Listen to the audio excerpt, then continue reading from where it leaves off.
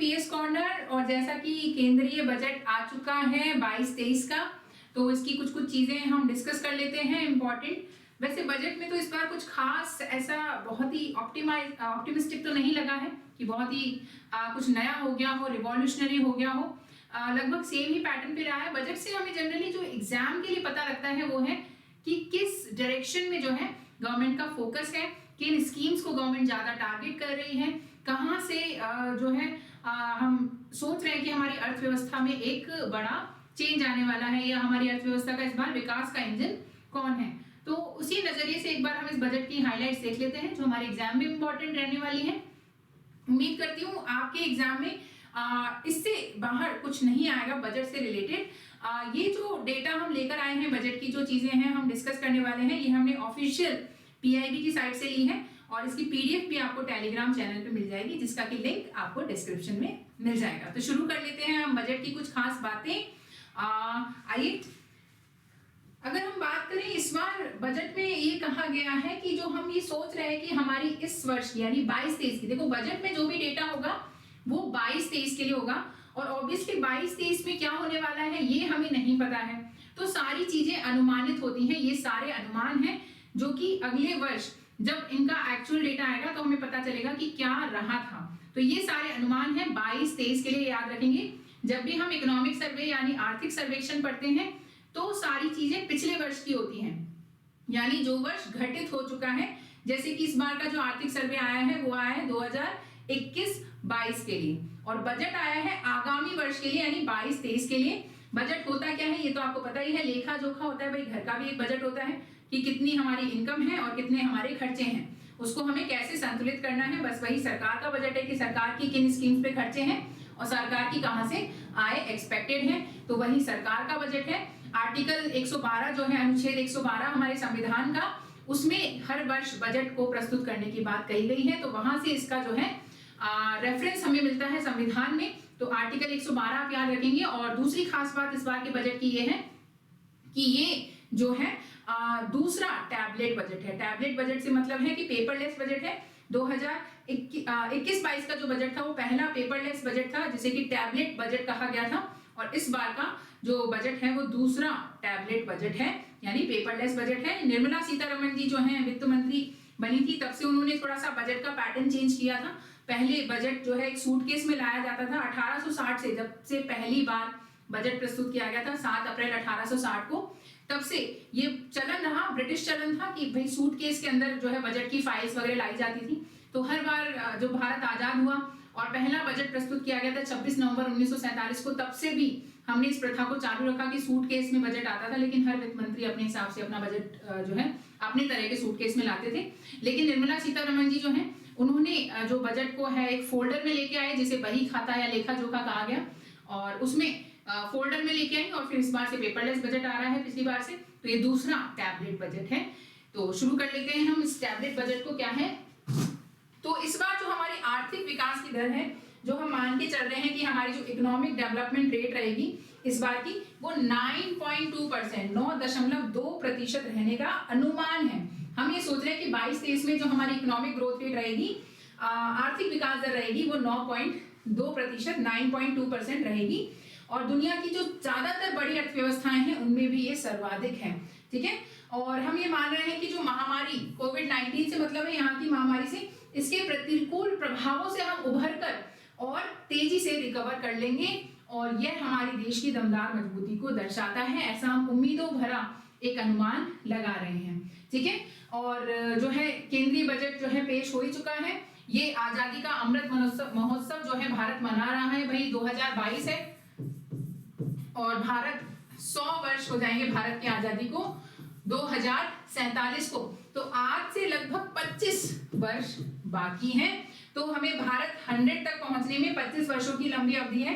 तो भारत जो है अमृत महोत्सव मना रहा है, और ये माना गया है कि हमारा देश अब अमृत काल में पहुंच गया है, ठीक है।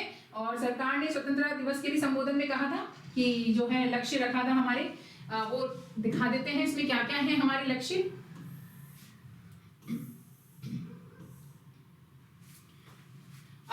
तो इसमें लक्ष्य जो है वो लिखे गए हैं, उन पर थोड़ा ध्यान देंगे। जो भी लोग इस बार आरएस मेंस लिख रहे हैं उनके लिए तो इम्पोर्टेंट है ही।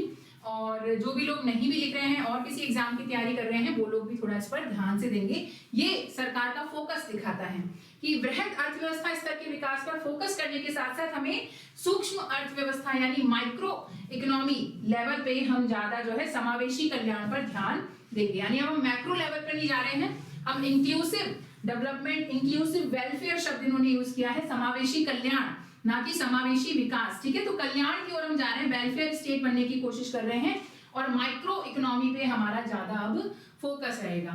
डिजिटल अर्थव्यवस्था जिसका की सबूत है हमारा ये पेपरलेस बजट, तो डिजिटल अर्थव्यवस्था एवं फिनटेक यानी कि फाइनेंशियल जो टेक्नोलॉजी है, प्रौद्योगिकी आधारित विकास यानी टेक्नोलॉजी बेस्ड डेवलपमेंट, ऊर्जा संबंधी बदलाव। वैसे भी देखो ऊर्जा संकट के दौर में है पूरा विश्व, आपने इन दिनों हाल ही खबर पढ़ी होगी कि हर जगह ऊर्जा संकट चल रहा है, एनर्जी क्राइसिस चल रहा है और हर जगह जो है फ्यूल्स की कमी है।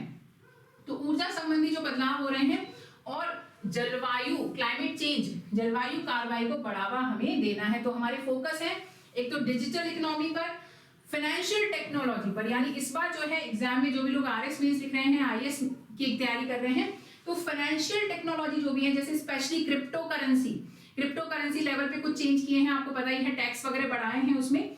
तो फाइनेंशियल टेक्नोलॉजी और टेक्नोलॉजी बेस्ड डेवलपमेंट की हम डेवलपमेंट में टेक्नोलॉजी की कहां हेल्प ले सकते हैं, एनर्जी और क्लाइमेट, ये हमारे मेन फोकस हैं। आप ध्यान रखेंगे इनसे संबंधित जितने भी प्रोग्राम्स हैं, पॉलिसी हैं, इनको आप अच्छे से कवर करेंगे।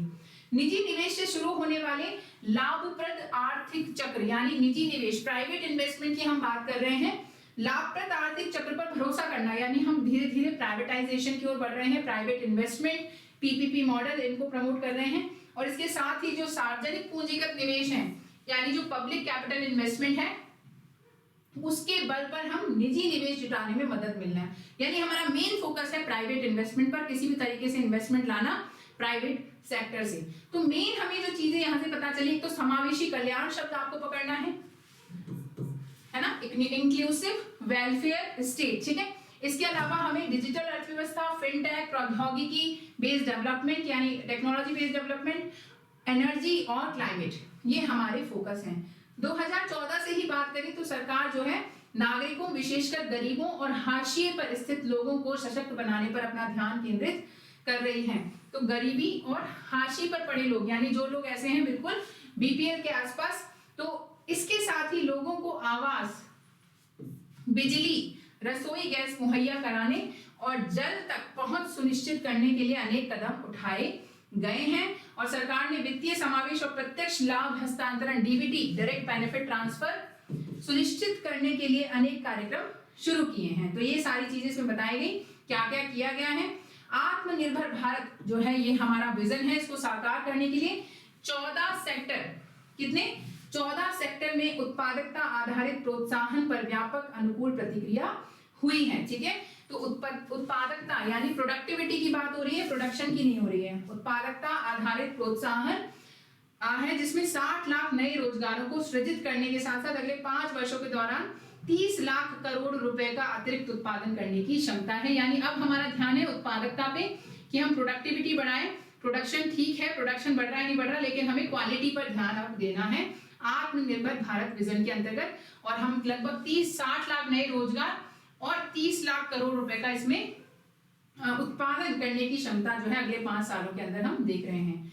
नए सार्वजनिक जो क्षेत्र उद्यम नीति के कार्यान्वयन के मुद्दे पर विस्तार से बताते हुए ये कहा गया कि एयर इंडिया के स्वामित्व के रणनीतिक हस्तांतरण का कार्य पूरा हो गया है, ठीक है। और नीलांचल इस्पात निगम लिमिटेड के रणनीतिक साझेदार का चयन भी हो चुका है। तो इस पर भी हम ध्यान देंगे जब भी चर्चा में रहेगी, नीलांचल इस्पात निगम लिमिटेड, ठीक है। तो कुछ चीजें जो है हमें बजट से ही पता चलती है कि एग्जाम में क्वेश्चन कहां से बन सकता है, ठीक है।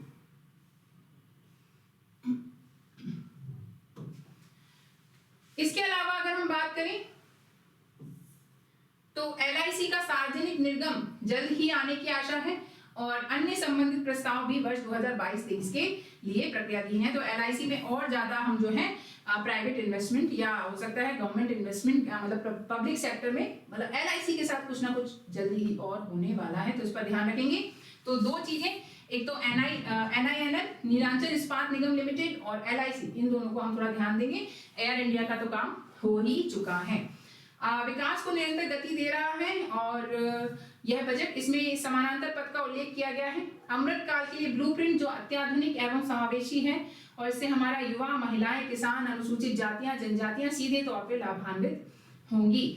इसके अलावा इनका कहना है कि जो अत्याधुनिक अवसंरचना है, जो मॉडर्न इंफ्रास्ट्रक्चर के लिए व्यापक सार्वजनिक निवेश है, वो तैयार होने हैं और इसका मार्गदर्शन पीएम गति शक्ति, अभी अक्टूबर 2021 में ही पीएम गति शक्ति योजना लागू की गई थी और इसमें बताया गया था कि विकास के लिए जो है एक तरह से ये योजना थी। तो इसका बजट में बहुत ज्यादा जो है उल्लेख हुआ है। इसमें अभी हम देखेंगे क्या क्या है। यह बहुविध दृष्टिकोण में सामंजस्य से लाभान्वित होगा। तो पीएम गति शक्ति पर बहुत ज्यादा फोकस है। आरएस मेंस जो भी लिखने वाले हैं या जो भी आईएएस की तैयारी कर रहे हैं, तो अपने आंसर राइटिंग में पीएम गति शक्ति पर आप अच्छे से जोर दे सकते हैं। अक्टूबर 2021 में ही ये नई योजना जो है प्रधानमंत्री महोदय के द्वारा लॉन्च की गई थी। तो अब देखते हैं इसमें क्या क्या और चीजें हैं। 4 हमारी प्राथमिकताएं इसमें दर्शाई गई हैं, तो इस पर ध्यान देंगे कौन कौन सी हैं 4 प्राथमिकताएं। एक तो पीएम गति शक्ति, देखिए पहला नंबर पे है समावेशी विकास, इंक्लूसिव डेवलपमेंट, उत्पादकता बढ़ाना एवं निवेश, उभरते अवसर, ऊर्जा के स्वरूप में बदलाव और जलवायु कार्रवाई। ठीक है, फिर से आ गया कि प्राइवेट इन्वेस्टमेंट पे हमारा फोकस है, प्रोडक्टिविटी पर है, एनर्जी और क्लाइमेट, ये 2 हमारे चैलेंज हैं। निवेश का वित्त पोषण करना, यानी वही प्राइवेट इन्वेस्टमेंट को हमें यहाँ पर एक तरह से बढ़ाना है, प्राइवेटाइजेशन पे सरकार का जोर है। तो योजनाओं के नाम पर पीएम गति शक्ति पे बहुत ज्यादा इस बार जोर है। पीएम गति शक्ति के बारे में भी इसमें काफी अच्छी चर्चा की गई थी और एक इस दृष्टिकोण में 7 इंजन इन्होंने बताए कि पीएम गति शक्ति जो है उसमें 7 इंजन है। एक तो सड़क यानी रोड, रेलवे, हवाई अड्डे, ठीक है, और बंदरगाह, ये 4 तो हो गए बेसिकली। रोड, रेल, जो हमारी हवाई अड्डे हैं यानी एयरपोर्ट और पोर्ट्स हैं, बंदरगाह। इसके अलावा जन परिवहन, जो भी हमारी पब्लिक ट्रांसपोर्ट है, जलमार्ग हैं यानी कि वाटर बेस हैं, और लॉजिस्टिक संबंधी जो अवसंरचना है उनसे तेज गति मिल रही है। तो 7 इंजन हमारे जो हैं माने हैं इसमें पीएम गति शक्ति में, और सभी 7 इंजन को आपस में मिलकर देश की अर्थव्यवस्था को आगे बढ़ाना है। इसको हमें क्या करना है, इन इंजनों को ऊर्जा पारेषण, आईटी, व्यापक जल एवं सीवरेज, सामाजिक अवसंरचना यानी सोशल इंफ्रास्ट्रक्चर की पूरक भूमिकाओं से आवश्यक सहयोग मिल रहा है। ठीक है, आखिर में स्वच्छ ऊर्जा एवं सबका प्रयास, 2 चीजें हैं। स्वच्छ ऊर्जा, एक तो क्लीन एनर्जी पे हमारा फोकस है कि जो पॉल्यूशन कम हो, क्योंकि हमारे जलवायु को हमने काफी वेटेज दिया है, तो क्लीन एनर्जी की हम बात कर रहे हैं। और इंक्लूसिव, जहां कल्याण की बात कर रहे हैं हम, समावेशी कल्याण की, तो सबका प्रयास यानी केंद्र सरकार, राज्य सरकार और निजी क्षेत्र के मिले जुले प्रयासों से इसको गति मिल रही है और युवाओं को व्यापक रोजगार और उद्यमिता के अवसर प्राप्त हो रहे हैं, ऐसा कहा गया है। पीएम गति शक्ति पे बहुत ज्यादा फोकस है, तो इसके 7 इंजन और इनको जो कॉपरेट कर रहे हैं, ऊर्जा पारेषण हो गया, आईटी हो गई, व्यापक जल और सीवरेज हो गया, इसके अलावा हमारी सोशल इंफ्रास्ट्रक्चर, सामाजिक अवसंरचना हो गई। अगर हम बात करें इसके अलावा और क्या है यहाँ पर, वर्ष 2022-23 में एक्सप्रेसवे के लिए पीएम गति शक्ति मास्टर प्लान तैयार किया गया है, क्योंकि हमने इंजन देख लिए, सारे ट्रांसपोर्टेशन बेस्ड है। तो एक्सप्रेसवे के लिए मास्टर प्लान तैयार किया है लोगों और वस्तुओं की, जिससे फास्ट जो है हम जाए, जैसे फास्टैग आपने देख लिया, फास्टैग तो अब लगभग काफी पॉपुलर हो गया, ज्यादातर लोग फास्टैग का यूज कर रहे हैं। तो त्वरित आवाजाही, हमारी फास्ट इकोनॉमी पे बहुत ज्यादा ध्यान हम दे रहे हैं, जिससे ट्रांसपोर्टेशन में कम से कम टाइम लगे। जैसे ही टाइम कम होगा तो हम ऐसा मान रहे हैं कि उससे एक तो कॉस्ट कम हो जाएगी और हमारी इकोनॉमी भी थोड़ी सी फास्टर हो जाएगी। तो 2022-23 में राष्ट्रीय राजमार्ग, जो नेशनल हाईवे हमारा नेटवर्क है, उसमें 25,000 किलोमीटर का विस्तार किया जाएगा। खास बात है, नेशनल हाईवे में हम 25,000 किलोमीटर बढ़ा रहे हैं। वैसे भी नेशनल हाईवे के जो नंबर्स है उसमें तो अभी हाल ही में चेंज किए गए थे, तो वो सारी दिक्कतें तो हमारे साथ है ही, और नए इसमें एडिशन और हो रहे हैं। सार्वजनिक संसाधनों के पूरक के तौर पर वित्त पोषण के अभिनव तरीकों के लिए 20,000 करोड़ रुपए जुटाए जाएंगे। ठीक है, पीपीपी मोड के जरिए 4 स्थानों पर मल्टी मॉडल लॉजिस्टिक पार्क बनाने के लिए 2022-23 में ठेके दिए जाएंगे। तो 4 स्थानों पर मल्टी मॉडल लॉजिस्टिक पार्क बनने हैं पीपीपी मोड पर। तो ये भी एक इस बार की खास खबर रहेगी। जैसे ये बन जाएंगे तो ये आपसे एग्जाम में डेफिनेटली पूछे जाएंगे कि कहां पर बन रहे हैं। वनडे एग्जाम जो होते हैं उनके लिए तो हिट क्वेश्चन रहेगा ये, तो इन पर आप विशेष ध्यान रखेंगे कि मल्टी मॉडल लॉजिस्टिक पार्क कहां पर बन रहे हैं 4। इसके अलावा कहा कि एक स्टेशन एक उत्पाद, अवधारणा को लोकप्रिय बनाया जाएगा ताकि स्थानीय व्यवसायों और आपूर्ति श्रृंखलाओं को आवश्यक मदद मिल सके। यानी हम लोकल जो बिजनेसेस हैं स्थानीय स्तर पर हैं और जो सप्लाई चेन्स हैं उनको स्ट्रॉन्ग बनाने की बात कर रहे हैं। एक स्टेशन एक उत्पाद को, क्योंकि मल्टी मॉडल लॉजिस्टिक पार्क बना रहे हैं तो जनरली एक स्टेशन बना दिया जाएगा और उसका काम हो जाएगा एक चीज पर फोकस करना, एक प्रोडक्ट पर फोकस करना, जिससे प्रोडक्टिविटी भी, उत्पादकता भी बढ़ सके। इसके अलावा आत्मनिर्भर भारत के तहत 22-23 में और हम क्या कर रहे हैं, 2000 किलोमीटर लंबे नेटवर्क को कवच के अंतर्गत लाया जाएगा, जो सुरक्षा और क्षमता वर्धन के लिए स्वदेशी विश्व स्तरीय प्रौद्योगिकी है। और अगले 3 वर्षों में बेहतर ऊर्जा दक्षता और यात्रियों को बेहतरीन यात्रा अनुभव दिलाने वाली नई पीढ़ी की 400 वंदे भारत ट्रेनें। कितनी? 400 वंदे भारत ट्रेनें। भाई पहले तो क्या रेल बजट अलग आता था, आम बजट अलग आता था, 2017 से एक साथ आ रहा है तो सारी चीजें मिली जुली सी हैं। तो 400 वंदे भारत ट्रेनें हैं, ये तैयार की जाएंगी और मल्टी मॉडल लॉजिस्टिक्स जो सुविधाएं हैं उसके लिए 100 पीएम गति शक्ति कार्गो टर्मिनल स्थापित किए जाएंगे। तो 400 वंदे भारत ट्रेनें, 100 पीएम गति शक्ति कार्गो टर्मिनल, और इसके अलावा जो है 2000 किलोमीटर लंबे नेटवर्क को कवच के अंतर्गत लाया जाएगा। तो ये चीजें हैं जो आपको याद रखनी है। इस बार भी जो भी एग्जाम होने वाले हैं, जैसे वीडियो का पेपर है, उसमें ये क्वेश्चन डायरेक्टली आ सकते हैं स्टेटमेंट फॉर्मेट में, तो आप इनको याद रखेंगे। और क्या क्या कहा गया है इस बजट में कि जो कृषि क्षेत्र का उल्लेख करते हुए कहा गया कि रसायन मुक्त प्राकृतिक खेती, वही ऑर्गेनिक जो है एग्रीकल्चर पे ज्यादा जोर है, केमिकल फ्री एग्रीकल्चर, जो ग्रीन रेवोल्यूशन, हरित क्रांति के हमारे दुष्प्रभाव है उनको हम दूर करने की यहाँ पर कोशिश कर रहे हैं, को बढ़ावा दिया जाएगा, जिसके तहत प्रथम चरण में गंगा नदी के किनारे 5 किलोमीटर चौड़े कॉरिडोर में किसानों की भूमि पर ध्यान दिया जाएगा। तो ध्यान रखना है, गंगा के आसपास 5 किलोमीटर क्षेत्र में क्या कर रहे हैं ये लोग, ऑर्गेनिक एग्रीकल्चर को बढ़ावा देंगे कि वहां पर कम से कम केमिकल ना यूज किए जाए, जिससे हमारी जो गंगा है वो थोड़ी क्लीन रह सके। वैसे भी गंगा की स्वच्छता पर बहुत ज्यादा इन दिनों ध्यान दिया जा रहा है इस सरकार के तहत। फसल आकलन, भूमि रिकॉर्डों के डिजिटलीकरण, कीटनाशक और पोषक तत्वों के छिड़काव के लिए किसान ड्रोन के उपयोग को बढ़ावा दिया जाएगा। तो एक तो कितनी क्रॉप है इसका आकलन लगाना, भूमि रिकॉर्ड का डिजिटलीकरण करना, और इसके अलावा कीटनाशक और पोषक तत्व छिड़काव के लिए भी हम ड्रोन का इस्तेमाल करेंगे। यानी बहुत ज्यादा हम टारगेट बेस्ड काम कर रहे हैं, ऊपर से बहुत ही माइक्रो लेवल पे, वही माइक्रो इकोनॉमी की बात है, हम माइक्रो लेवल पे जा रहे हैं। ठीक है, वित्त मंत्री ने कहा कि तिलहन आयात पर निर्भरता कम करने के लिए तर्कसंगत और व्यापक योजना लागू की जाएगी। यानी इस बार मेन हमारा फोकस है तिलहनों पर। सरसों हो गया तो राजस्थान को बेनिफिट मिलेगा, सरसों, तिल, इसके अलावा हमारे यहाँ सोयाबीन, ठीक है, मूंगफली, बहुत सारी चीजें जिनसे हम तेल बनाते हैं, तो उनका हमें इंपोर्ट कम करना है, तो मेन फोकस इस पर है। पाम ऑयल वगैरह के लिए सरकार ने वैसे बहुत टाइम से आइसोपोम जैसी योजनाएं बना रखी हैं, तो इस बार उनको ध्यान रखना है, आपको एग्जाम में पूछी जा सकती हैं, तो पढ़ लीजिएगा आप लोग। ठीक है, इसके अलावा 2023 को अंतरराष्ट्रीय कदन्न वर्ष घोषित किए जाने को ध्यान में रखते हुए सरकार ने कटाई उपरांत मूल्य वर्धन के साथ साथ घरेलू खपत बढ़ाने और देश विदेश में बाजरा उत्पादों की ब्रांडिंग करने को पूर्ण सहयोग देने की घोषणा की है। तो राजस्थान के लिए काफी अच्छी बात है, बाजरा उत्पादों की हम ब्रांडिंग कर रहे हैं। तो 2023 को अंतरराष्ट्रीय कदन्न वर्ष घोषित किया गया है, ये आप याद रखेंगे, जो अगला आगामी वर्ष है वो। इसके बाद हम बात करें कि 44,605 करोड़ रुपए की केन बेतवा संपर्क योजना, ठीक है, जो जो नदी जोड़ो परियोजना है भारत की, उसमें सबसे पहली संपर्क परियोजना है केन बेतवा। उसमें हमने 44,605 करोड़ रुपए डाले हैं, जिसका उद्देश्य किसानों की सिंचाई सुविधाएं उपलब्ध कराना है लगभग 9.08 लाख हेक्टेयर भूमि को, और 62 लाख लोगों को इससे ड्रिंकिंग वाटर मिलेगा, पेयजल वाटर, पीने का पानी। 103 मेगावाट पन बिजली, हम हाइड्रो इलेक्ट्रिसिटी, वही क्लीन एनर्जी की बात है ना, स्वच्छ ऊर्जा, तो 103 मेगावाट इससे हम हाइड्रो इलेक्ट्रिसिटी पन बिजली भी बनाएंगे। 27 मेगावाट जो है सौर ऊर्जा उपलब्ध कराना है। ठीक है, इस परियोजना के लिए संशोधित बजट अनुमान 2021-22 में 4,300 करोड़ रुपए और 22-23 में 1,400 करोड़ रुपए आवंटित किए गए हैं। ठीक है, 5 नदी संपर्क यथा दमन, गंगा, पिंजाल, इनको ध्यान रखेंगे, ये नदी आपसे पूछी जा सकती है कहाँ कहाँ पर है। पार, तापी, नर्मदा, गोदावरी, कृष्णा, कृष्णा पेन्नार और पेन्नार कावेरी। तो इनका एक तो उत्तर से दक्षिण क्रम क्या क्या है वो आपसे पूछा जा सकता है।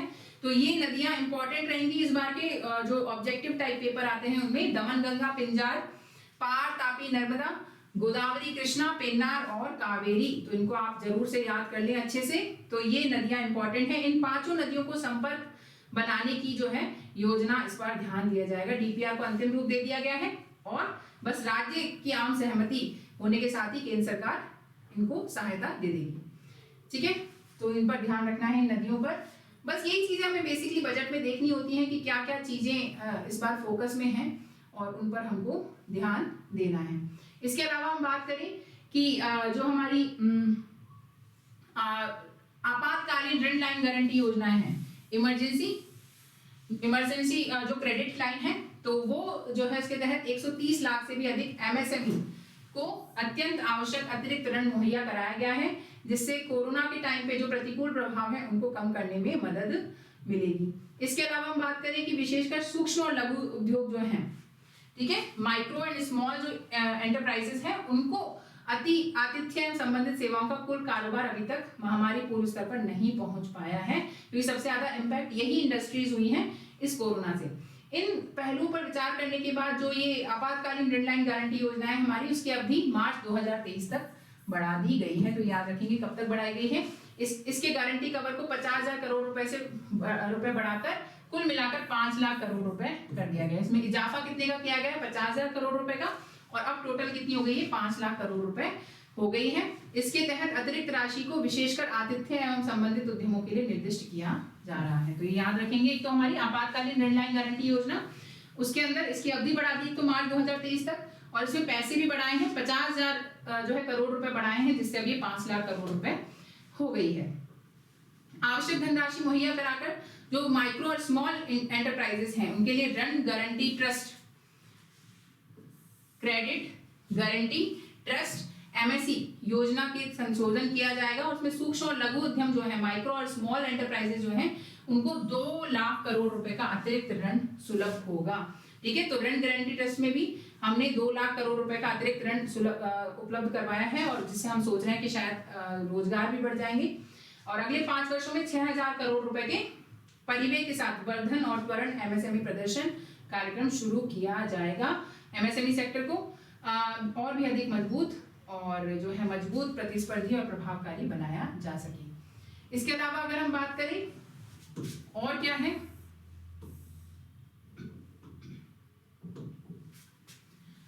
उद्यम, ई श्रम, एनसीएस और असीम पोर्टलों को आपस में जोड़ दिया जाएगा और उनका दायरा बढ़ा दिया जाएगा। तो किन किन पोर्टलों को जोड़ रहे हैं आप ध्यान रखेंगे। उद्यम है, ई श्रम है, एनसीएस है और असीम पोर्टल है। तो इन चारों पोर्टलों को हमें डिटेल में पढ़ना है।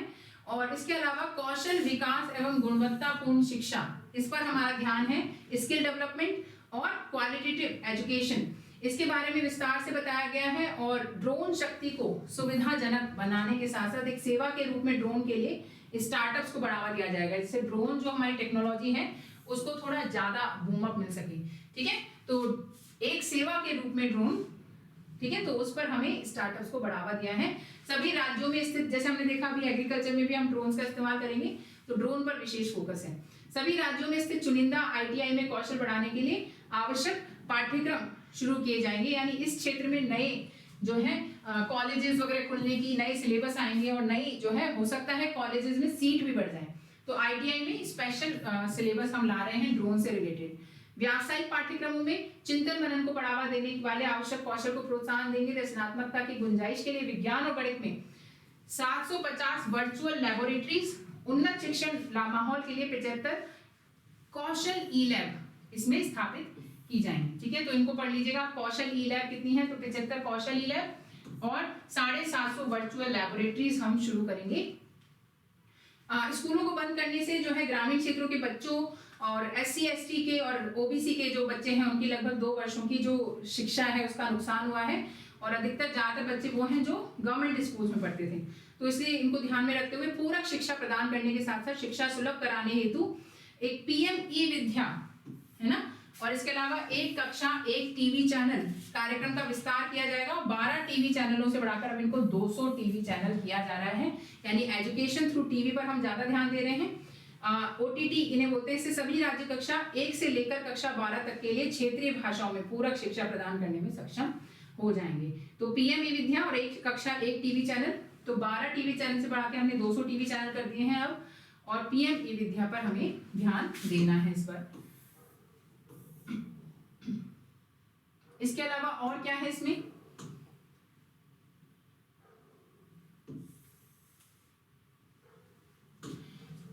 उनके द्वार पर व्यक्तिगत तौर पर सुविधा प्रदान करने के लिए जो देश भर के विद्यार्थी हैं उनके लिए उद्देश्य से विश्व स्तरीय गुणवत्तापूर्ण सर्वसुलभ शिक्षा देने के लिए एक डिजिटल यूनिवर्सिटी स्थापित की जाएगी, डिजिटल विश्वविद्यालय स्थापित किया जाएगा, और ये विभिन्न भारतीय भाषाओं और ICT फॉर्मेट में उपलब्ध कराया जाएगा।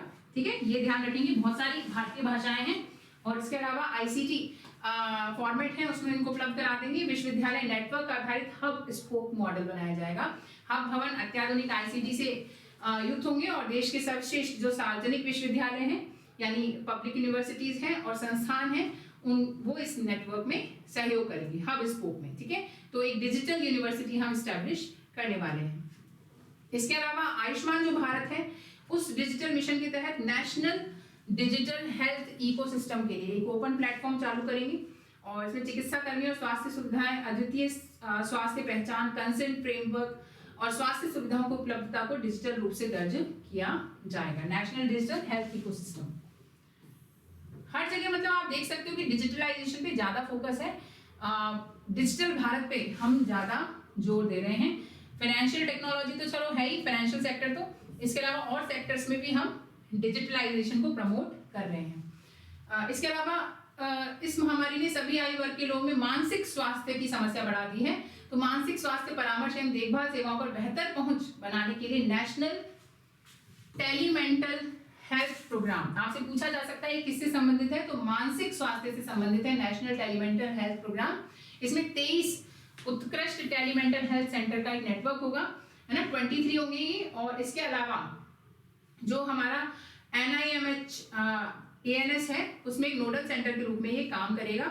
International institute for information technology Bangalore जो है उसमें जो IIIT बैंगलोर है वो इसमें टेक्निकल हेल्प इनको प्रदान करेगा। इसके अलावा हम बात करें तो हर घर नल से जल, ये भी इस बार स्कीम चर्चा में रही है। में 22-23 से 3.8 करोड़ परिवारों को शामिल करने के लिए 60,000 करोड़ रुपए आवंटित किए जा रहे हैं। इस समय 8.7 करोड़ परिवारों को शामिल किया गया है और इसमें 5.5 करोड़ परिवारों को पिछले 2 वर्षों में नल का पानी उपलब्ध करा दिया गया है। तो हर घर नल से जल स्कीम को भी हम इस बार अच्छे से देखेंगे। 22-23 में ग्रामीण और शहरी दोनों ही क्षेत्रों में प्रधानमंत्री आवास योजना के चिन्हित और पात्र लाभार्थियों के लिए 80 लाख मकान बनाए जाएंगे और 48,000 करोड़ रुपए का आवंटित किया जाएगा। उत्तर पूर्व परिषद के माध्यम से उत्तर पूर्व प्रधानमंत्री विकास पहल, ठीक है, नॉर्थ ईस्टर्न से नामक एक नई योजना चलाई जाएगी और इससे PM गति शक्ति की भावना के अनुरूप उत्तर पूर्व जो नॉर्थ ईस्टर्न हमारे स्टेट्स हैं उनकी जरूरतों के मुताबिक जो भी बुनियादी सुविधाएं, सामाजिक विकास की परियोजनाएं हैं उनका वित्त पोषण किया जा सकेगा। तो उत्तर पूर्व प्रधानमंत्री विकास पहल के तहत हम उत्तर पूर्वी जो राज्य हैं उनमें भी थोड़ा सा विकास का कार्य कर रहे हैं। 1500 करोड़ रुपए का प्रारंभिक आवंटन इसको किया जा चुका है और इससे क्या है, युवाओं और महिलाओं के लिए जीविका से जुड़ी गतिविधियां भी चलाई जाएंगी।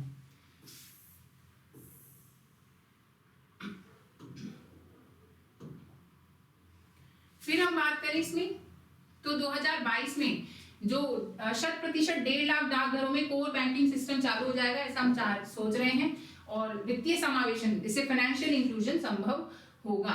ठीक है, तो कोर बैंकिंग सुविधाएं हम सारी आजकल पोस्ट ऑफिस के थ्रू दे रहे हैं, तो लगभग जो 1.5 लाख हमारे यहाँ पोस्ट ऑफिस है उन सब में हम सोच रहे हैं कि कोर बैंकिंग चालू हो जाएगी और 11 net banking, mobile banking, ATM के माध्यम से अपना खाता देखा जा सकेगा। डाकघर के खाते से बैंक खाते के बीच धन का ऑनलाइन अंतरण भी हो सकेगा और इससे क्या है, ग्रामीण क्षेत्र में जो रहने वाले किसान हैं, सीनियर सिटीजन्स हैं, उनके लिए इंटरऑपरेबिलिटी और वित्तीय समावेशन की सुविधा उपलब्ध होगी। यानी अब हमारे पास पहले तो ऐसा होता था कि पोस्ट ऑफिस से पैसे निकालने में हमें लगता था कि बहुत प्रॉब्लमेटिक है, तो अब जो है आराम से इजीली हम दूसरे बैंक में भी इसको ट्रांसफर कर सकते हैं और अपना जो खाता भी हम आराम से नेट बैंकिंग के थ्रू भी देख सकते हैं, मोबाइल बैंकिंग के थ्रू भी देख सकते हैं और ATM के माध्यम से भी हम उसको देख सकते हैं। तो यानी इसमें भी जो है हम धीरे धीरे कोर बैंकिंग वाली सारी सुविधाएं ले जा रहे हैं। 75 वर्ष का जो देश की स्वतंत्रता के 75 वर्ष का उत्सव मनाने के लिए सरकार ने जो अनुसूचित वाणिज्यिक बैंक हैं, शेड्यूल जो हमारे कमर्शियल बैंक हैं, उनके द्वारा देश के 75 जिलों में 75 डिजिटल बैंकिंग यूनिटों की स्थापना का प्रस्ताव दिया है। 75 डिस्ट्रिक्ट्स हैं देश के इसमें, और इसका उद्देश्य यह सुनिश्चित करना है कि उपभोक्ता अनुकूल तरीके से देश के सभी हिस्सों तक डिजिटल बैंकिंग की पहुंच जो है वो कायम हो जाए। इसके अलावा एम्बेडेड चिप और भविष्य की प्रौद्योगिकी का इस्तेमाल करते हुए ई पासपोर्ट भी हम बना रहे हैं इस बार, जिससे विदेश यात्रा में आसानी रहे। इसके अलावा हम देखें शहरी योजना और डिजाइन में भारत विशिष्ट ज्ञान विकसित करने और इन क्षेत्रों में प्रमाणित प्रशिक्षण प्रदान करने के लिए 5 मौजूदा जो शैक्षिक संस्थाएं हैं को उत्कृष्टता केंद्रों के रूप में नामित किया जाएगा और प्रत्येक को 250 करोड़ रुपए का इंडोमेंट फंड दिया जाएगा। Animation, visual effect, gaming, comic sector को युवाओं को रोजगार देने के लिए बड़ी संभावनाएं हमें लगता है कि इसमें है। वैसे भी इन दिनों आप देख सकते हो गेमिंग, पबजी है, बीच में क्लैश ऑफ क्लैन है, इस तरह के गेम्स जो हैं वो कैंडी क्रश है, काफी पॉपुलर हो रहे हैं। तो इस पर गवर्नमेंट भी सोच रही है कि ठीक है ये एक अच्छा सेक्टर हो सकता है जहाँ यूथ को इंटरेस्ट भी है और डेवलप भी हो रहे हैं, सेक्टर काफी पॉपुलर भी हो रहे हैं। वैसे भी कोरोना पीरियड में, जब लॉकडाउन पीरियड में बहुत ज्यादा ये चीजें पॉपुलर रही, तो animation, visual effect, gaming, comics, इन सब पर हम ज्यादा ध्यान दे रहे हैं और इसके लिए हम घरेलू क्षमता निर्माण और तौर तरीकों की सिफारिश करने के लिए इनको स्थापित हम कर रहे हैं। तो एबीजीसी संवर्धन कार्यबल सभी हितधारकों के साथ इसे साकार करने का हम कार्य कर रहे हैं। और इसमें क्या है बजट में, भाई आप सेक्टर्स ध्यान से देखते जाओ किन किन सेक्टर्स पे ध्यान है, और मैं आपको बस बजट तो पेश हो चुका है, अब बस यही समझना है कि इस बजट में हमें क्या क्या पढ़ना है, किन चीजों पर ध्यान देना है, बजट में हमें क्या हमारे लिए खास बातें हैं। तो बस ये चीजें हमें समझनी है। बजट बाकी हमें रटना तो होता नहीं है एग्जाम में, बस हमें ये पता चलता है कि क्या पूछा जा सकता है। ठीक है, दूरसंचार और विशेष रूप से जो 5G टेक्नोलॉजी है, जैसे अभी तो हम 4G यूज कर रहे हैं, अब हम 5G की बात कर रहे हैं। पॉपुलरली प्रगति और रोजगार के अवसर प्रदान करने में हम समर्थ बना सकते हैं और स्पेक्ट्रम नीलामियों को निजी दूरसंचार सेवा प्रदाताओं द्वारा 5G मोबाइल सेवाओं को आरंभ करने के लिए आसान बनाने के लिए 2022 में निष्पादित, मतलब इनकी बिडिंग होगी 2022 में। तो देखते हैं क्या होता है। पहले तो काफी सारे घोटाले भी चर्चा में रहे इससे संबंधित, ये 2G, 3G, 4G, ठीक है, 5G आ रहा है, देखते हैं। और रक्षा के मोर्चे पर हम क्या कर रहे हैं, निर्यातों को कम करने और सशस्त्र बलों के उपकरणों में आत्मनिर्भरता को बढ़ावा देने के लिए प्रतिबद्ध हैं। पूंजीगत खरीद बजट के 58% से बढ़ाकर इस बार घरेलू उद्योग के लिए 68% तक धनराशि का प्रावधान किया जाएगा। और रक्षा के क्षेत्र में अनुसंधान और विकास के कार्यों को रक्षा अनुसंधान एवं विकास बजट के 25% हिस्से को हम उद्योग, स्टार्टअप और शिक्षा जगत के लिए खोल दिया जाएगा। यानी DRDO में भी हम धीरे धीरे जो है और लोगों को, मतलब जो इंडस्ट्रीज हैं, स्टार्टअप्स हैं, एजुकेशन सेक्टर है, उनको इनवाइट कर रहे हैं कि आओ भाई इसमें रिसर्च करो, क्योंकि हमें बहुत ज़्यादा जो है इम्पोर्ट भी करना पड़ता है और बहुत ज़्यादा ये मान लीजिए कि टेक्नोलॉजी लेवल पे हमें अपग्रेडेशन की जरूरत है। वैसे भी इन दिनों काफ़ी पॉपुलर नहीं चल रहा, अगर आप अपडेटेड नहीं हो तो आप आउटडेटेड हो वाली चीज़ है। उदीयमान अवसर के बारे में वित्त मंत्री ने कहा कि जो कृत्रिम मेधाविता है, भूस्थानिक प्रणालियां हैं, ड्रोन है, सेमीकंडक्टर है, इकोसिस्टम है, अंतरिक्ष अर्थव्यवस्था है, स्पेस इकोनॉमी, जीनोमिक्स, फार्मास्यूटिकल्स, हरित ऊर्जा, ग्रीन एनर्जी, स्वच्छ आवागमन प्रणालियों में बड़े पैमाने पर यथासाध्य विकास में सहायता करने तथा देश को आधुनिक बनाने की व्यापक संभावनाएं हैं। ठीक है, तो ये युवाओं के लिए रोजगार प्रदान कर सकते हैं। हमें लगता है कि ये चीजें हम इन पर ध्यान देंगे। सेमीकंडक्टर तो हमेशा से चर्चा में रहे थे कि भारत की सॉफ्टवेयर इंडस्ट्री तो काफी पॉपुलर है, लेकिन हार्डवेयर लेवल पे हम ज्यादा नहीं है, तो सेमीकंडक्टर पे और इसके अलावा स्पेस इकोनॉमी पे, जीनोमिक्स पे, फार्मास्यूटिकल्स, ग्रीन एनर्जी और ग्रीन या बोल सकते हैं क्लीन ट्रांसपोर्टेशन, और इन चीजों पर हम ध्यान दे रहे हैं। भूस्थानिक जो प्रणालियां हैं हमारे, जैसे GPS वगैरह, इन पर आगे हम चलें। ये PDF आपको टेलीग्राम चैनल पे मिल जाएगी, और अगर आप टेलीग्राम चैनल से नहीं जुड़े हुए हैं तो इस वीडियो के डिस्क्रिप्शन में आपको टेलीग्राम चैनल का लिंक भी मिल जाएगा, वहां से आप डाउनलोड कर सकते हो। वैसे आप PIB की साइट से डायरेक्टली देख भी सकते हो इसको।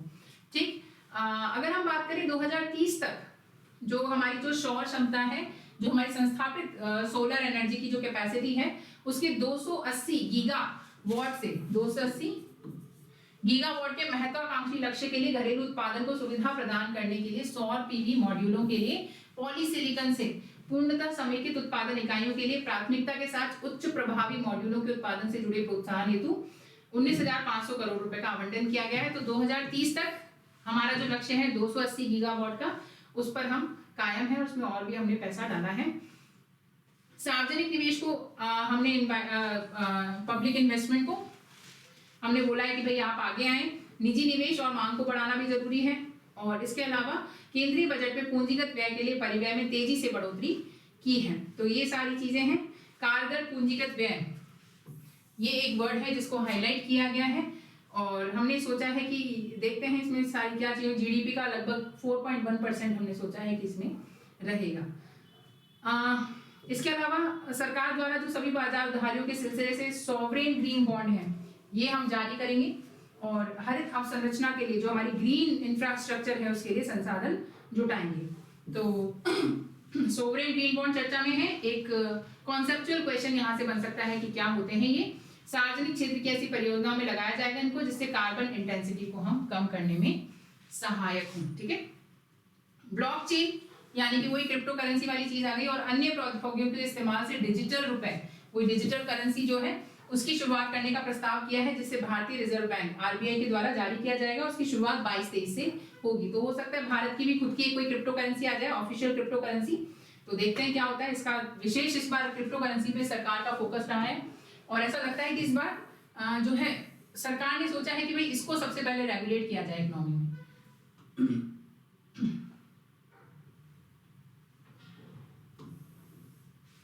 आगे हम देखें, सहकारी संघवाद की सच्ची भावना को जाहिर करते हुए राज्यों को वित्तीय सहायता के लिए पूंजी निवेश योजना ये परिव्यय को 10,000 करोड़ रुपए से बढ़ाकर 15,000 करोड़ रुपए कर दिया गया है। और 22-23 के लिए जो अर्थव्यवस्था में सभी निवेशों को प्रेरित करने के उद्देश्य से राज्यों की मदद के लिए 1 लाख करोड़ रुपए का आवंटन भी किया गया है। 50 वर्षीय ब्याज मुक्त ऋण राज्यों को कितने 50 वर्षीय ब्याज मुक्त ऋण जो है राज्यों को दिए जाने वाले सामान्य कर्ज के अलावा है और आवंटन का इस्तेमाल जो है पीएम गति शक्ति से जुड़े निवेशों और राज्य के अन्य उत्पादक पूंजी निवेशों में किया जाएगा। 22-23 में 15वें वित्त आयोग की सिफारिशों के अनुसार राज्यों को जीएसडीपी के 4% तक के राजकोषीय घाटे की अनुमति होगी और इसमें से 0.5% बिजली क्षेत्र में सुधार से संबंधित होंगे। भाई एक बात तो पता ही है, राजस्थान में कितना ज्यादा जब वो डिस्कॉम वाला जो हमने किया था सुधार, तो उसमें बहुत ज्यादा राजस्थान को घाटा हुआ था। इस बार जो है हम ये सोच रहे हैं कि भाई जो 4% राजकोषीय घाटा होगा इसमें से 0.5% जो है बिजली क्षेत्र के सुधार से संबंधित हो सकता है और इसकी शर्तों के बारे में 21-22 में इनको बता दिया गया था। अपने बजट भाषण के भाग ए को समाप्त करते हुए कहा गया कि जीडीपी का अनुमानतः 6.9% है। ये चालू वर्ष में जो हमारा जो वित्तीय घाटा है वो जीडीपी का लगभग 6.9% है, जबकि बजट अनुमान में 6.8% था। तो उस से 0.1% हमारा ज्यादा वित्तीय घाटा हुआ है।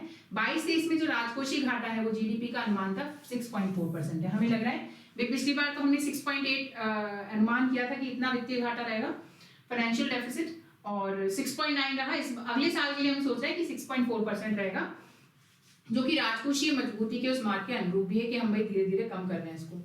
पिछले वर्ष घोषणा की गई थी कि 25-26 तक राजकोषीय घाटे को हम कहां तक ले आएंगे, 4.5% से नीचे ले आएंगे। तो ये आपको ध्यान रखना है। 25-26 टारगेट है इसका, 4.5% से कम लाना है। इस बार का हमें लग रहा है टारगेट 6.4% है, लास्ट ईयर 6.8% था जो 6.9% रहा था। 22-23 के राजकोषीय घाटे के स्तर को निर्धारित करते समय मजबूती और टिकाऊपन के लिए सार्वजनिक निवेश के माध्यम से प्रगति के पोषण का आह्वान किया है। वही प्राइवेट इन्वेस्टमेंट की हर जगह बात है। और देखिए इसमें क्या है, केंद्रीय बजट 22-23 के प्रस्तावों को का अभिप्राय जो है स्थिर और जानी पहचानी कर प्रणाली कर व्यवस्था की हमारी घोषित नीति पर कायम रहते हुए अधिक ऐसे सुधारों को लाना है जो विश्वसनीय कर व्यवस्था स्थापित करने की हमारी संकल्पना को आगे बढ़ा सके और करण प्रणाली को और भी अधिक सरल बनाया जाएगा। करदाताओं को स्वैच्छिक अनुपालन के लिए प्रोत्साहित करा जाएगा और मुकदमेबाजी को कम हो सकेगा इससे। ठीक है। प्रत्यक्ष कर के बारे में जो हमारे डायरेक्ट टैक्सेस हैं उनके बारे में ये बजट जो है करदाताओं को त्रुटियों में सुधार के लिए 2 वर्ष के भीतर अपडेट की हुई आयकर रिटर्न दाखिल करने की अनुमति देता है कि आप जो अगर आपकी से कोई गलती हो गई थी उसको आप सही करके 2 साल का टाइम आपको दिया जाता है कि 2 साल के भीतर अपडेट की हुई आप इनकम रिटर्न भर सकते हो। यह दिव्यांगजनों के लिए भी कर राहत प्रदान करता है और यह बजट जो है सहकारी समितियों के लिए वैकल्पिक न्यूनतम कर दर और अधिभार में भी कमी लाने का प्रस्ताव करता है। सहकारी समितियों को प्रमोट किया जाए। स्टार्टअप के लिए प्रोत्साहन के तौर पर पात्र स्टार्टअप की शुरुआत की अवधि को एक अतिरिक्त वर्ष के लिए बढ़ा दिया गया है। बजट में केंद्र सरकार के कर्मचारियों के साथ राज्य सरकार के कर्मचारियों के बीच समानता लाने के उद्देश्य से एनपीएस खाते में नियोक्ता के योगदान पर कर की कटौती की सीमा को बढ़ाने का भी प्रस्ताव किया गया है। एनपीएस में 14% जो है उसको कर दिया गया है, पहले जो है 10% था। नई विनिर्माण इकाइयों को भी रियायती कर प्रणाली के तहत प्रोत्साहित किया जाएगा। वर्चुअल संसाधनों के अंतरण से प्राप्त आय पर 30% की दर, वही जो वर्चुअल हमारी क्रिप्टो करेंसी वगैरह है उनसे आय पर 30% की दर से कर वसूल किया जाएगा। ये बहुत ज्यादा इन दिनों चर्चा में है। क्रिप्टो करेंसी को आप अच्छे से देखेंगे, विश्व स्तर पे जो भी क्रिप्टो करेंसीज हैं उनको एक बार यूट्यूब पे हम लोग गूगल पे सर्च कर लेंगे, नहीं तो एक बार हम उस पर भी लेक्चर ले आएंगे। तो ये बहुत इंपॉर्टेंट है। इस पे 30% टैक्स जो है लगा दिया गया है और अगर इसमें घाटा भी हो जाएगा तो भी जो है आपको टैक्स देना पड़ेगा। बार बार की अपील से बचने के लिए बजट में बेहतर मुकदमा प्रबंधन का प्रस्ताव किया गया है। इसके अलावा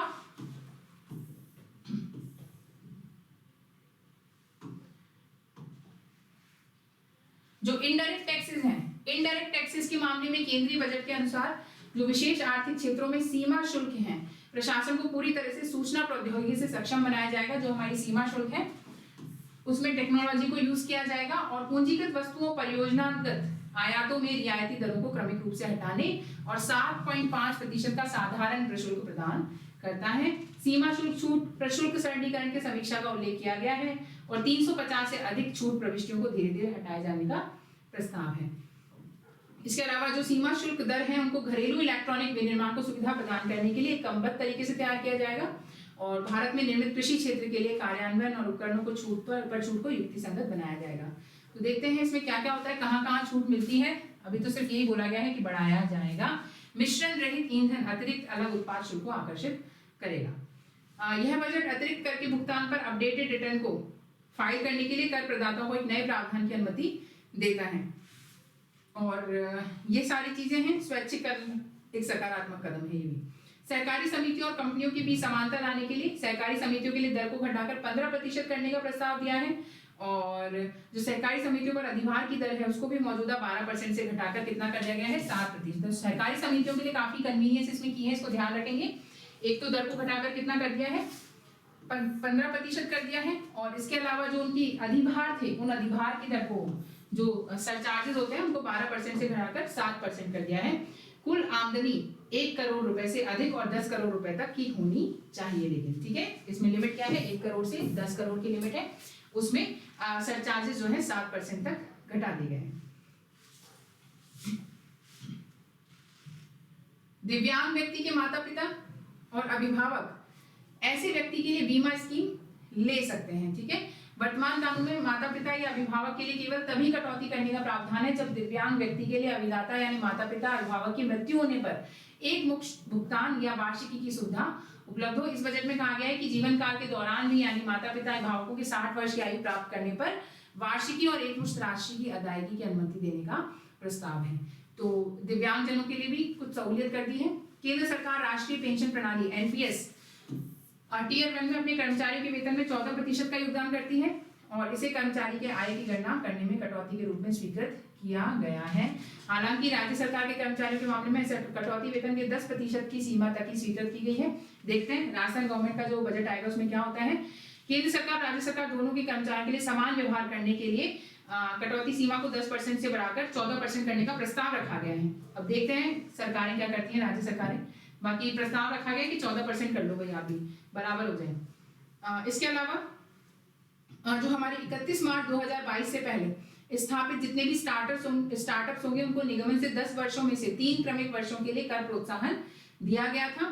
कोविड महामारी को देखते हुए कर प्रोत्साहन उपलब्ध कराने के लिए 1 वर्ष और 31 मार्च 2023 इसे कर दिया गया है। ठीक है, तो अब 10 वर्षों में से लगभग 4 क्रमिक वर्ष के लिए प्रोत्साहन हो जाएगा।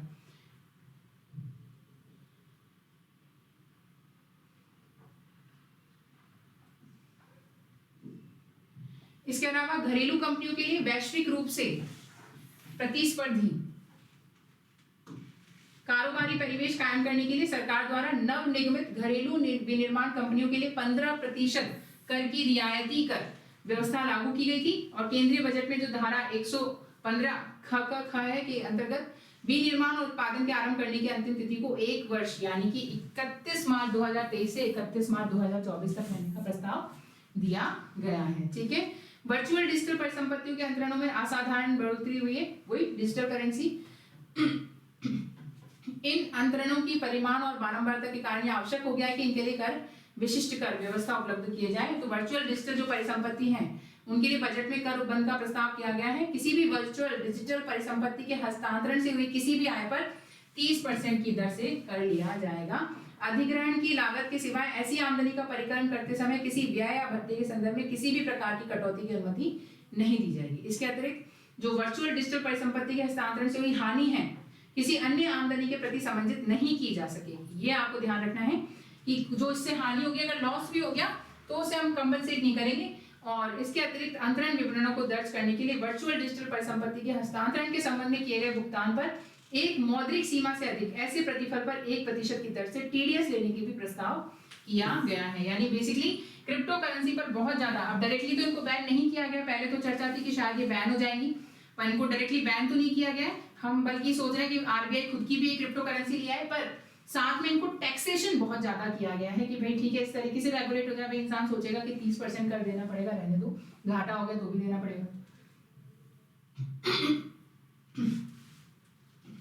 इसके अलावा जो है त्वरित मुकदमा प्रबंधन की जो नीति है उसको आगे बढ़ाते हुए बजट में किया गया है कि यदि किसी निर्धारित के मामले में कानून का एक प्रश्न किसी भी मामले में अधिकारिता वाले उच्च न्यायालय या उच्चतम न्यायालय के समक्ष लंबित कानून के प्रश्न के सदृश है तो विभाग द्वारा इस निर्धारित के मामले में आगे अपील दायर करना तब तक के लिए स्थगित कर दिया जाएगा जब तक कि वैसे कानून के प्रश्न पर अधिकारिता प्राप्त उच्च न्यायालय या उच्चतम न्यायालय द्वारा निर्णय न ले लिया जाए। अपतटीय व्युत्पन्न लिखितों या किसी अपतटीय बैंकिंग यूनिट द्वारा काउंटर पर निर्गत व्युत्पन्नियों से अनिवासी कोई आमदनी, रॉयल्टी से हुई आमदनी या जहाज को पट्टे पर देने के ब्याज और आईएफएससी में पोर्टफोलियो मैनेजमेंट सेवाओं से प्राप्त आमदनी विशिष्ट शर्तों के अधीन कर से मुक्त होंगी। यानी इन पर भी जो हमने देखा ना गति शक्ति, पीएम गति शक्ति, तो हम पोर्ट पर भी ध्यान दे रहे हैं, तो वही वाली सारी चीजें हैं कि उन पर भी थोड़ा सा उनको कर मुक्त किया गया है कुछ कुछ चीजों को। कारोबार व्यय के तौर पर आय और लाभों को भी कोई शुल्क नहीं लिया जाएगा।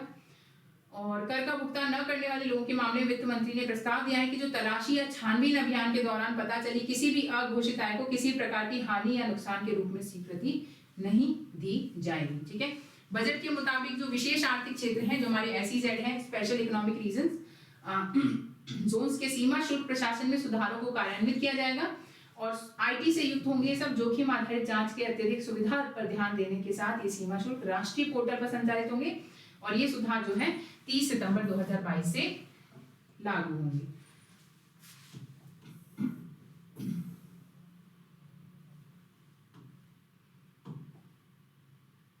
इसके अलावा अगर आगे देखें, पूंजीगत वस्तु और परियोजनागत आयातों में रियायती दरों को क्रमिक रूप से हटाने के लिए और 7.5% का साधारण प्रशुल्क अधिरोपित करने का प्रस्ताव है और उन्नत मशीनरियों पर कतिपय छूट बनी रहेगी जिनका देश के भीतर निर्माण नहीं किया जाता है। निविष्टियों के लिए विशेषीकृत कास्टिंग्स, बॉल स्क्रू और लीनियर मोशन गाइड पर कुल छूट देने का चलन शुरू किया जा रहा है ताकि पूंजीगत वस्तुओं के घरेलू विनिर्माण को प्रोत्साहन किया जा सके। बजट में 350 से अधिक छूट प्रविष्टियों को धीरे धीरे हटाए जाने का प्रस्ताव है और कतिपय कृषि उत्पाद, रसायन, वस्त्र, मेडिकल उपकरण, ड्रग्स और यहाँ शामिल हैं। ठीक है, और इनके लिए पर्याप्त घरेलू क्षमता मौजूद है। तो ये सारी चीजें हैं। रत्न एवं आभूषण क्षेत्र को बढ़ावा देने के लिए काटे और तराशे गए हीरे, रत्न पत्थरों पर सीमा शुल्क लगेगा और इसके अलावा ई कॉमर्स के माध्यम से आभूषण के निर्यात की सुविधा प्रदान करने के लिए एक सरल विनियामक फ्रेमवर्क इस साल के जून तक क्रियान्वित किया जाएगा। ठीक है, तो हम जो है ई कॉमर्स के माध्यम से भी अगर ज्वेलरी एक्सपोर्ट कर रहे हैं तो उसके लिए भी एक फ्रेमवर्क बना देंगे जून तक और सीमा शुल्क इन पर लगाया गया है। जो पॉलिश्ड या काटे तराशे जो हीरे होते हैं ना, रत्न पत्थर, प्रेशियस स्टोन्स होते हैं उन पर अल्प मूल्यांकित इंटीमेशन आभूषण सीमा शुल्क को इस तरह से निर्धारित किया जा रहा है कि इनके निर्यात पर कम से कम 400 रुपए प्रति किलोग्राम शुल्क अदा किया जाए। इसके अलावा बजट में कुछ महत्वपूर्ण रसायन जैसे मैथेनॉल, एसिटिक एसिड और पेट्रोलियम रिफाइनिंग के लिए हैवी फीड स्टॉक पर सीमा शुल्क कम किया जा रहा है। तो मैथेनॉल, एसिटिक एसिड, इनसे साइंस में कोई क्वेश्चन बन सकता है और सोडियम साइनाइड पर शुल्क बढ़ाया जा रहा है क्योंकि इसके लिए पर्याप्त घरेलू क्षमता मौजूद है। तो जो भी चीजें हमारे डोमेस्टिकली अवेलेबल हैं उन पर तो हम सीमा शुल्क बढ़ा रहे हैं जिससे उनका इंपोर्ट थोड़ा कम हो जाए, और जो भी चीजें हमारे यहाँ कम है उन पर सीमा शुल्क घटाया जा रहा है। ठीक है, तो ये रसायन आप ध्यान से रखेंगे, सोडियम साइनाइड, एसिटिक एसिड और मेथनॉल, इनको थोड़ा सा आप साइंस के एंगल से पढ़ लीजिएगा। इसके अलावा बजट में छातों पर शुल्क बढ़ाकर 20% किया गया है। छातों के कर पुर्जों पर छूट वापस ली जा रही है। कृषि क्षेत्र के लिए भी औजारों और साधनों पर छूट को युक्तिसंगत बनाया जा रहा है जो भारत में निर्मित की जाती हैं। पिछले वर्ष इस्पात स्क्रैप को दी गई जो सीमा शुल्क छूट है उसको 1 वर्ष के लिए दी जा रही है, और मतलब एग्रीकल्चर सेक्टर में भी जो चीजें प्रोडक्टिविटी को बढ़ाने में या कॉस्ट को कम करने में हमें हेल्प कर सकती है उन पर थोड़ा सा छूट दिया गया है। सजावटी सामान, ट्रिमिंग, फॉर्नर्स, बटन, जिपर, लाइनिंग सामग्री, विनिर्दिष्ट चमड़ा, फर्नीचर फिटिंग्स, पैकेजिंग बॉक्स, हस्तशिल्प, कपड़े, धर्म परिधानों, लेदर, फुटवेयर, अन्य वस्तुओं के लिए जो वास्तविक निर्यातकों को जरूरत पड़ सकती है उन पर भी छूट दी जा रही है। बजट में कहा गया है कि ईंधन का सम्मिश्रण सरकार की प्राथमिकता है, इस पर ध्यान देंगे कि जो ईंधन का सम्मिश्रण सरकार की प्राथमिकता है। ईंधन के सम्मिश्रण यानी बायोडीजल मिला दिया, ये सारी चीजें प्रयासों को प्रोत्साहित करने के लिए असम्मिश्रित ईंधन पर यानी जो भी मिक्स नहीं होगा उसमें 1 अक्टूबर 2022 से 2 रुपए प्रति लीटर का अतिरिक्त विभेदक उत्पाद शुल्क लगेगा। तो ये ध्यान रखें कितना, 2 रुपए प्रति लीटर का अतिरिक्त शुल्क लगेगा जिससे सब लोग मिक्स कर सकें, उसमें मिक्स करेंगे तो कौन एक्स्ट्रा चार्जेस देगा। तो ये सारी चीजें बजट में थी। बजट में मतलब कुल मिलाकर ऐसा कुछ भी नहीं है जो बहुत ही अलग हो या हमें लगे। कुछ चीजें जो हमें ध्यान की, तो 5 जो रिवर्स हम लिंक कर रहे हैं उन नदियों को आपको देखना है। क्रिप्टो करेंसी पर काफी ज्यादा ध्यान देना है आपको, 30% उस पर चार्जेस लगाए गए हैं, सरचार्ज भी लगाए गए हैं। इसके अलावा जो कुछ योजनाएं हैं, पीएम गति शक्ति है ना, इसके अलावा एक पर्वतमाला भी योजना है जिस पर काफी फोकस था, इसमें जिक्र नहीं आया कि जो भी पर्वतमाला को लिंक करना है जिससे ज्यादा से ज्यादा टूरिस्ट वहां तक पहुंच सके, उन पर ट्रांसपोर्टेशन को लेकर थोड़ा अच्छा करना है, रोपवे बनाए जा रहे हैं, तो पर्वतमाला योजना है तो उसको थोड़ा देखना है आपको। तो ये सारी चीजें हैं, इनको ध्यान रखना है। जो सरकार की प्राथमिकताएं हैं जैसे डिजिटलाइजेशन पे ध्यान है। इसके अलावा हमारा जो ये हमने देखा डिजिटलाइजेशन, इसके अलावा ये हमारा क्लीन एनर्जी, क्लाइमेट, जो एनर्जी क्राइसिस है उस पर ध्यान देना है आपको, फ्यूल्स पर ध्यान देना है, कुछ एसिड्स की बात हुई उनको ध्यान देना है। तो ज्यादा मोटा मोटी बहुत कुछ नहीं है इसमें कि ज्यादा चीजें ध्यान देने की हैं, पर ठीक है जो भी चीजें हैं इस बार हम ये सोच रहे हैं कि हमारा वित्तीय घाटा भी कम रहेगा, 6.4% का हमने अनुमान लगाया है। तो ये सारी चीजें हैं इंपॉर्टेंट। ये पीडीएफ जो है आपको टेलीग्राम चैनल पे मिल जाएगी, नहीं तो आप पीआईबी की साइट से भी जाके इसको पढ़ सकते हैं।